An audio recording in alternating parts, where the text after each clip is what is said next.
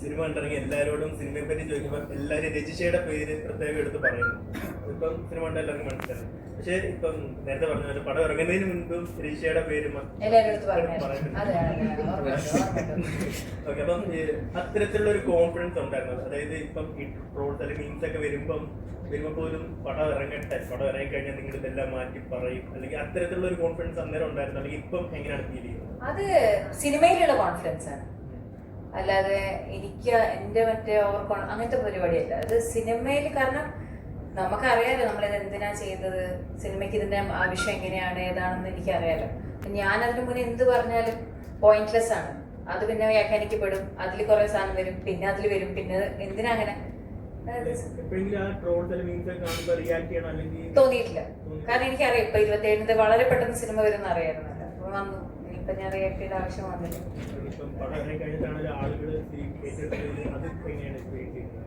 ഭയങ്കര സന്തോഷം. ഞാൻ പറഞ്ഞില്ലേ, അതാണ് നമ്മള് സ്വീകരിക്കണം എന്ന് ആഗ്രഹിച്ചാണല്ലോ ഓരോരോ സിനിമയും നമ്മൾ ചെയ്യുന്നത്.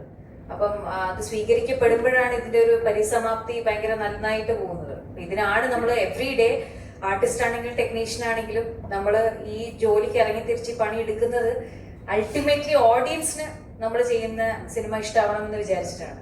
അതാണ് പ്രൈമറി. അത് കഴിഞ്ഞിട്ടേ ഉള്ളൂ ഇതിൽ വരുന്ന ബാക്കി പണമാണെങ്കിലും ഫെയിം ആണെങ്കിലും നമ്മളുടെ എന്തൊക്കെയാണെങ്കിലും. പ്രൈമറി എന്ന് പറഞ്ഞാൽ നമുക്ക് സിനിമ പ്രേക്ഷകൻ സ്വീകരിക്കുക എന്നുള്ളതാണ്. അത് സ്വീകരിക്കപ്പെടുന്ന മൊമെന്റ് ആണ് നമ്മളെ സംബന്ധിച്ച് ഏറ്റവും കൂടുതൽ എക്സ്ട്രസ് കിട്ടുന്നുണ്ടായി. ദിവ്യയുടെ ക്യാരക്ടറിനെ പറ്റി ആളുകൾ ചിരി പടർത്തിയിട്ടുണ്ട് നല്ലപോലെ എന്ന് പറയുന്നത്. ഞാൻ ഭയങ്കര ഹാപ്പിയാണ്. കാരണം എനിക്ക് ചെയ്തുകൊണ്ടിരിക്കുന്ന ഒരു സംഭവത്തിൽ എനിക്കൊരു ബ്രേക്ക് വേണമായിരുന്നു. കാരണം നമ്മുടെ ഉള്ളില് ആ ഒരു സാധനമുണ്ട്. ഞാൻ നാടകത്തിലൊക്കെ ചെയ്തിട്ടുണ്ട്, സിനിമയിൽ എനിക്കൊരു അവസരം കിട്ടിയിട്ടില്ല അത് ബ്രേക്ക് ചെയ്യാൻ വേണ്ടിയിട്ട്.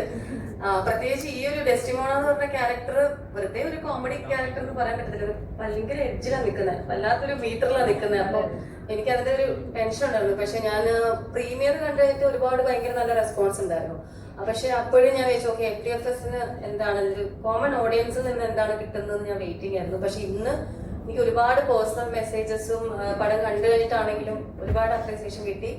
എനിക്ക് മാത്രമല്ല ഇതിൽ അഭിനയിച്ചിരിക്കുന്ന നിരഞ്ജനും വിഷ്ണു അഗസ്ത്യ, രജിഷ ആൻഡ് എല്ലാവർക്കും പെർഫോമൻസിന് ഒരു സ്പെഷ്യൽ ക്രെഡിറ്റ്സ് കിട്ടിയിട്ടുണ്ട്. ഭയങ്കര ഹാപ്പിയാണ്. And I am so grateful to Prashant.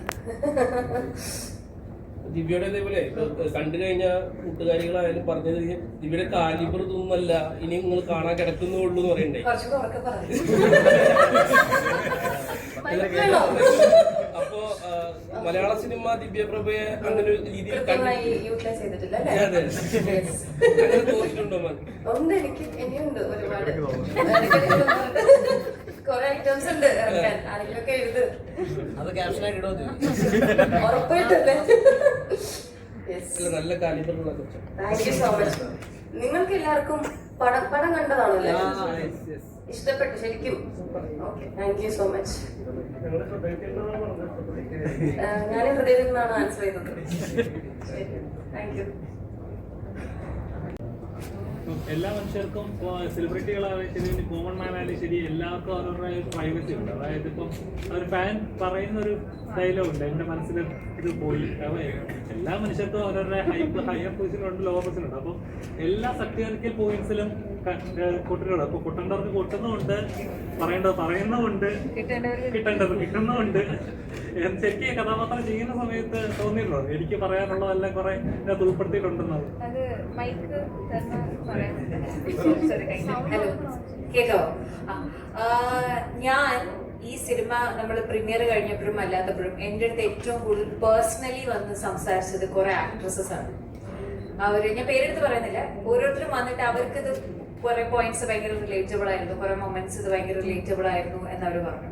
അത് നമ്മൾ പറയുന്ന പോലെ ഈ പ്രൈവസി കയറി എൻക്രോച്ച് ചെയ്തോട്ടെ എന്ന് നന്ദുചേട്ടൻ ഇതിലൊരു ഡയലോഗ് ചോദിക്കുന്നുണ്ട്. അത് ഏത് മൊമെന്റ് വരെ നമുക്കത് ഓക്കെ ആണെന്നുള്ളൊരു കാര്യമുണ്ടല്ലോ. ഇപ്പം ഈവൻ ഞാനൊരു ജേർണലിസം സ്റ്റുഡൻ്റ് ആണ്, ഞാൻ ജേർണലിസം പഠിച്ചിട്ട് വന്ന ഒരാളാണ്. അപ്പം എനിക്ക് അറിയുന്നുണ്ട് എത്തിക്സ് എന്താ, നമ്മൾ എന്തൊക്കെയാണ് ഫോളോ ചെയ്യേണ്ടത്. പക്ഷെ ഇന്നത്തെ ഒരു കാലഘട്ടത്തിൽ നമ്മൾ എന്തൊക്കെ ഫോളോ ചെയ്യുന്നുണ്ട്. ഇപ്പം ചുമ്മാ പറയുകയാണെങ്കിൽ ഒരു മരണ വീട്ടിൽ പോയാൽ നമ്മൾ എന്തൊക്കെയാണ് ചോദിക്കുന്നത്, എങ്ങനെയൊക്കെയാണ് കവർ ചെയ്യുന്നത്, എങ്ങനെയൊക്കെയാണ് ഷൂട്ട് ചെയ്യുന്നത്, എന്തൊക്കെയാണ് നമ്മൾ അപ്ലോഡ് ചെയ്യുന്നത്. ഇതിന് നമ്മൾ ഓരോരുത്തർക്കും as A citizen, as A human being നമുക്ക് റെസ്പോൺസിബിലിറ്റി ഉണ്ടല്ലോ. നമ്മുടെ അതൊക്കെ എല്ലാം നമുക്ക് സ്കൂളിൽ പഠിപ്പിച്ചു തരാനും കോളേജിൽ പഠിപ്പിച്ചു തരാനും പറ്റില്ല, കുറെയൊക്കെ നമ്മൾ തന്നെ അല്ലേ. അപ്പൊ ആ റെസ്പോൺസിബിലിറ്റി വിട്ട് കുറെ പേര് പെരുമാറുമ്പം അത് ആരാണെങ്കിലും അത് ഹേർട്ട് ചെയ്യും. അത് പബ്ലിക് ഫിഗർ ആണെങ്കിലും പ്രൈവറ്റ് ഫിഗർ ആണെങ്കിലും അതൊരു നേരിയ വരെയാണ്. നമ്മൾ എല്ലാവരും അവരവരുടെ വിവേകവും ഇതൊക്കെ ഉപയോഗിച്ച് പെരുമാറിയാൽ കുറച്ചും കൂടി ഒരു ബെറ്റർ സിറ്റുവേഷനിലേക്ക് നമുക്ക് പോകാൻ പറ്റുമായിരിക്കുമെന്ന് എനിക്ക് തോന്നുന്നുണ്ട്. പിന്നെ ഇങ്ങനത്തെ പോയിന്റ്സ് സിനിമയിൽ നമ്മളിങ്ങനെ അഭിനയിക്കുമ്പോൾ ആഡ് ചെയ്ത പോയിന്റ്സ് അല്ല, ഇതൊക്കെ വ്യക്തമായി കൃഷാന്ത്, ഞാൻ പറഞ്ഞ സിനിമയിലുള്ള എല്ലാം നേരത്തെ കൃഷാന്തിന്റെ ഒരു ഭയങ്കര കിള്ളം പരിപാടി നമ്മൾ ഷൂട്ട് ചെയ്യുന്നതിന് മുന്നേ പുള്ളി അടിപൊളിയായിട്ട് വരയ്ക്കും. അപ്പൊ എല്ലാത്തിനെ കുറിച്ചും നല്ല രീതിയിലുള്ള സ്കെച്ച് ബോർഡ്സും സ്റ്റോറി ബോർഡ്സും ഭയങ്കരമായിട്ടുള്ള ഒരു പ്രിപ്പറേഷൻ അതിന്റെ പറയുന്നുണ്ട്. അപ്പൊ എനിക്ക് തോന്നുന്നു ടെക്നിക്കൽ ഡിപ്പാർട്ട്മെന്റിൽ വർക്ക് ചെയ്യുന്ന എല്ലാവർക്കും അത് ഭയങ്കര എളുപ്പമാണ്. പാട്ടിനാണെങ്കിലും കോസ്റ്റ്യൂം ആണെങ്കിലും നമുക്ക് അങ്ങനെ ഒരു കാറ്റത്ത് പോയിട്ട് നമുക്ക് കൃത്യമായിട്ട് അറിയാം ഇങ്ങനെയാണ്. അപ്പൊ അത് എക്സിക്യൂട്ട് ചെയ്യാനും കുറച്ചും കൂടി ഈസിയർ ആയിരിക്കും എന്ന് എനിക്ക് തോന്നുന്നു. സോ ഒരു നല്ല രീതിയിലുള്ളൊരു പ്ലാനിങ് ഈ സിനിമയുടെ പുറകിൽ പോയിട്ടുണ്ട്. അത് എഴുത്തിലാണെങ്കിലും ടെക്നിക്കലാണെങ്കിലും. ശരിക്കും പറഞ്ഞാൽ ആ ക്ലൈമാക്സ് കണ്ട സമയത്ത് ശരിക്കും ഗംഭീരമായിട്ട് ഒരു ഫ്രസ്ട്രേഷൻ അങ്ങനെ തീർത്ത ഇതായിട്ടുള്ള ഫീലിംഗ് ഉണ്ടല്ലോ. അതെല്ലാവരുടെ ബാരിയറിലും ബ്രേക്ക് ചെയ്ത് ചെയ്യുന്ന ഒരു അവസ്ഥ. അപ്പം ശരിക്കും ഇങ്ങനെ ഫീൽ ചെയ്തു. അപ്പം ശരിക്കും പറഞ്ഞാൽ നമ്മുടെ സൊസൈറ്റിയുടെ അതിപ്പം ടെക്നോളജി അഡ്വാൻസ്ഡ് ആയിക്കൊണ്ടിരിക്കും. ഇപ്പം നല്ല ഇനി എങ്ങോട്ടാ പോകുന്ന പോലും അറിയില്ല, അത്ര അഡ്വാൻസ്ഡ് ആയിക്കൊണ്ടിരിക്കും. അപ്പം ശരിക്കും ഇതിനൊരു ബാരിയർ വേണ്ടതാണ് അല്ലെങ്കിൽ വേണം എന്ന് കരുതുന്നുണ്ടോ? അത് നമ്മളായിട്ട് തന്നെ തീരുമാനിക്കണം. ഞാൻ അതാ പറയുന്നത്. ഇപ്പൊ നമ്മള് ചില സിറ്റുവേഷനിലേക്ക് വന്നാൽ നമ്മൾ എപ്പോഴും എല്ലാരും ഇങ്ങനെ പഴിചാരിക്കൊണ്ടിരിക്കുവാണല്ലോ. ഓ അത് ഗവൺമെന്റ് ചെയ്തില്ല, ഇത് അവര് ചെയ്തില്ല, ഇത് ഇവര് ചെയ്തില്ല. എപ്പോഴും ഒരു തേർഡ് പേഴ്സണിലോട്ട് ഈ ബ്ലെയിം ഇടാൻ നമുക്കൊരു ടെൻഡൻസി ഉണ്ട് മനുഷ്യർക്ക് എന്ന് എനിക്ക് തോന്നുന്നു. നമ്മളായിട്ട് എന്താ ചെയ്യുന്നത്? ഇപ്പം നമ്മളൊന്നുമില്ല, റോഡിൽ കൂടെ പോകുമ്പോൾ എന്തോരം പേര് വേസ്റ്റ് ചുമ്മാ എടുത്ത് കളയുന്നത്. ഇതൊക്കെ ഞാൻ പറഞ്ഞൊരു ഒരു ബേസിക് നമുക്കായിട്ടൊരു മാറ്റം വരുന്നുണ്ട്. അപ്പം ഞാൻ ചെയ്യുന്ന എന്റെ ജോലി ഇതാണെങ്കിൽ, അഭിനയമാണെങ്കിൽ ഇതിൽ ഞാൻ എന്തൊക്കെ എത്തിക്സ് എനിക്ക് ഫോളോ ചെയ്യണം, മീഡിയ ആണ് എന്തൊക്കെ ഫോളോ ചെയ്യും. അപ്പൊ അത് നമ്മളായിട്ട് തന്നെ കണ്ടുപിടിക്കണം. അതിന് അല്ലാതെ നമുക്കൊരു ഗൈഡ് ലൈൻസ് ഒന്നും കൊണ്ടുവരാൻ ബുദ്ധിമുട്ടായിരിക്കും എന്ന് എനിക്ക് തോന്നുന്നു. Vishnu bro hi. പിന്നെ സ്കോറിംഗ് ആണ് എങ്ങനെയുണ്ട് കഥ? നമ്മുടെ നോർമൽ ഒരു ക്ലാസിക് കോട്ടറാമ സീനുകളൊക്കെ ആണെങ്കിൽ ഒരു വക്കീലൊക്കെ വന്നിട്ട് മാസ് ഡയലോഗൊക്കെ അടിച്ച് വേറെ തീക്കുറി ഉണ്ടാക്കുന്നത്. ഇതൊരു ഫ്യൂച്ചറിസ്റ്റിക് ആണ്. ഇങ്ങനെ ലെവലിലേക്ക് എങ്ങനെയുണ്ടായിരുന്നു ഇങ്ങനെ സ്ക്രിപ്റ്റ് ചെയ്യേണ്ട സമയത്ത്, ഇങ്ങനെ ഒരു അഡ്വാൻസ്ഡ് ആയിട്ട് കേൾക്കുന്ന സമയത്ത്? അല്ല, ഇത് 2046 എന്ന് പറയുമ്പോൾ ഉറപ്പായിട്ടും ഫിലിം മേക്കറിന്റെ തലയ്ക്കകത്തിരിക്കുന്ന ഇമാജിനേഷനാണ് അവിടുത്തെ എല്ലാ പ്ലേയും. അപ്പോൾ എനിക്ക് തോന്നുന്നു നമുക്കൊരു വക്കീലിന്റെ കഥാപാത്രം കിട്ടുകയാണ്, നമുക്ക് എന്തൊക്കെ ചെയ്യാൻ പറ്റും, എന്തൊക്കെ ചെയ്താലും അതിലൊരു ടെക്കർ നമുക്ക് കീപ്പ് ചെയ്യേണ്ടതായിട്ട് വരും. ഇത്രയും ക്രേസി ആയിട്ട് ഇത്രയും കാഷ്വൽ ആയിട്ട് ഒരു കോർട്ട് ഇനി ജീവിതത്തിൽ അഭിനയിക്കാനും പറ്റില്ല. അപ്പൊ അതുകൊണ്ട് അല്ലേ, അപ്പൊ അതുകൊണ്ട് തന്നെ ഇത് എപ്പോഴും ഭയങ്കര സ്പെഷ്യലാണ്, ഫണ്ണാണ്. ഡെഫിനറ്റ്ലി ഇപ്പൊ താങ്കൾ തന്നെ നേരത്തെ പറഞ്ഞു, അതായത് മറ്റ് സ്ഥലങ്ങളിൽ നിന്ന് ഇവിടെ എന്തുകൊണ്ട് എക്സ്പെരിമെന്റൽ സിനിമ വരുന്നു എന്ന് ചോദിച്ചു കഴിഞ്ഞാൽ ഇവിടുത്തെ ഓഡിയൻസ് അക്സെപ്റ്റ് ചെയ്യുന്നുണ്ടാണ്. മനസ്സിലായോ? വേറെ ഒന്നുമല്ല, അതിന്റെ വേറെ മാജിക് വേറെ ഒന്നുമില്ല. ബാക്കിയുള്ള എല്ലാ ഇൻഡസ്ട്രിയിൽ നിന്നിട്ട് എക്കോ എന്തുകൊണ്ട് ഹിറ്റായി എന്നൊക്കെ ചോദിക്കുന്ന സമയത്ത് നമ്മുടെ ഓഡിയൻസ് എടുത്തു, അത് വേറെ മനുഷ്യനോട് പറഞ്ഞു, അയാൾ പോയി കണ്ടു. അതുകൊണ്ടാണ് അത് സക്സസ്ഫുൾ ആവുന്നതും. നെക്സ്റ്റ് വരുന്നൊരു ഫിലിം മേക്കറിന് വീണ്ടും അത് എക്സ്പെരിമെന്റ് ചെയ്യാനോ അല്ലെങ്കിൽ ഇങ്ങനെ ട്രൈ ചെയ്യാം, ഇങ്ങനെ ഒരു കഥ അവരോട് പറഞ്ഞു നോക്കാം എന്ന് തോന്നുന്നത് അങ്ങനെ ഒരു അവരുണ്ടായതുകൊണ്ടാണ്. അപ്പോൾ ആ അവരിൽ തന്നെ പ്രതീക്ഷിച്ചാണ് ഈ സിനിമയും നമ്മൾ മുന്നോട്ട് വെച്ചേക്കുന്നത്.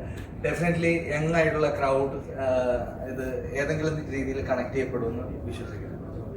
Thank you ma'am.